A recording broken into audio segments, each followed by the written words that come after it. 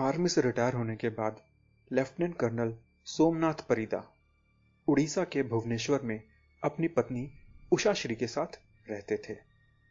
Somnath Parida army में doctor थे और 1988 में रिटायर होने के बाद उन्होंने WHO के कुछ प्रोजेक्ट्स में काम किया और भुवनेश्वर में उन्होंने अपना एक क्लिनिक भी खोल लिया। उनका बेटा MBBS करने के बाद USA में जॉब करने लगा और उनकी बेटी दुबई के एक प्राइवेट स्कूल में टीचर बनी। सोमनाथ मिजाज के काफी शॉर्ट टेम्पर थे और उनके अपने पड़ोसियों से झगड़े होते रहते थे। वो शाम को 6 बजे सो जाते और सुबह 3 बजे उठ जाया करते थे। उनके बच्चों की भी उनसे बात बहुत कम होती थी। उनके बच्चे बस अपनी मां को कॉल किया करते थे। 2 जून 2013 उनका बेटा अपनी मां को कॉल करता है तो उनका नंबर स्विच ऑफ आता है। अगले दिन फिर बात करने की कोशिश करता है परंतु दोबारा नंबर स्विच ऑफ बताया जाता है। ऐसा करते लगभग 20 दिन बीत जाते हैं। अब बेटे को फिक्र होती है और वो सोमनाथ को कॉल करता है। सोमनाथ उसे बताते हैं कि उषाश्री दुबई में उनकी बेटी के पास गई है। बेटा दुबई में कॉल करता है तो उसकी बहन बताती है कि मां तो यहां नहीं आई और उसकी भी मां से कई दिनों से बात नहीं हुई है। अब बेटा भुवनेश्वर में अपने मामा से बात करता है और बोलता है कि आप घर जाके पता करो कि मां कहां है। मामा सोमनाथ के घर का गेट खटखटाते हैं परंतु सोमनाथ गेट नहीं खोलता और खिड़की से ही बोलता है कि उषाश्री दुबई गई है। अब उनके पास पुलिस में जाने के अलावा कोई रास्ता नहीं बचा था।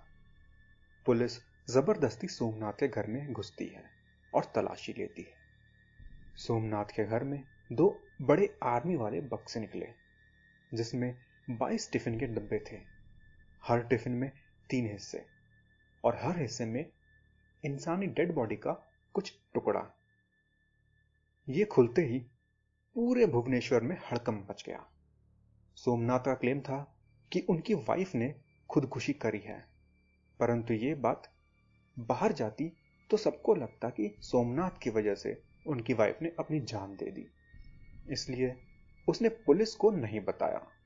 सोमनाथ बोला कि उसकी वाइफ की इच्छा थी कि उनका अंतिम संस्कार शिरडी में किया जाए, इसलिए उन्होंने लाश के टुकड़े करके टिफिन में डाला ताकि आसानी से शिरडी ले जा सकें। उषाश्री का सर सोमनाथ ने अपने बेडरूम की टेबल पर रखा हुआ था। सोमनाथ ने बताया वो रोज रात उषाश्री के सर से बात करता था। सोमनाथ डॉक्टर था तो उसको सर्जिकल चाकू और बाकी सामान का उपयोग आता था। साथ ही उसने लाश के टुकड़े करने के लिए हथौड़े का भी उपयोग किया।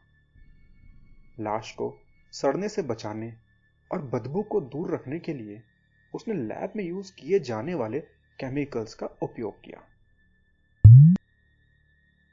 पुलिस ने इन्वेस्टिगेशन में पाया कि सोमनाथ ने गुस्से में उषाश्री के सर पे भारी चीज से हमला किया जिसकी वजह से उनकी जान चली गई।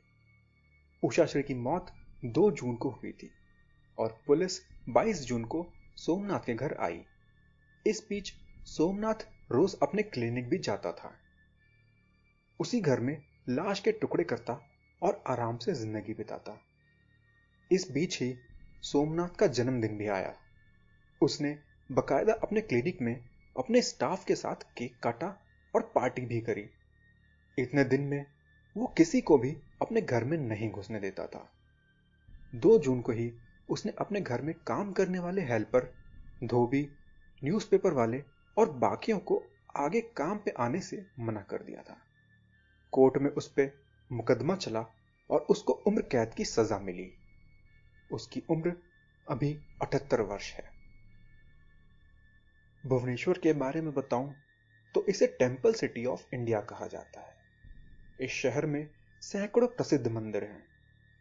भगवान शिव के विश्व विख्यात लिंगराज और राजा रानी मंदिर में देश विदेश के तीर्थ यात्रियों का मेला लगा रहता है। कलिंगा की वो वॉर जिसके बाद ग्रेट अशोका ने संन्यास ले लिया था, वो भुवनेश्वर में ही लड़ी गई थी। उस युद्ध में हजारों लोगों की मौत देखकर अशोका ने सब कुछ छोड़कर सन्यासी बनने की ठान ली थी। आज के समय में भुवनेश्वर आईटी हब के रूप में उभर रहा है। कुछ रिपोर्ट्स में कहा जाता है कि आने वाले समय में यह बेंगलोर और पुणे को भी पीछे छोड़ सकता है।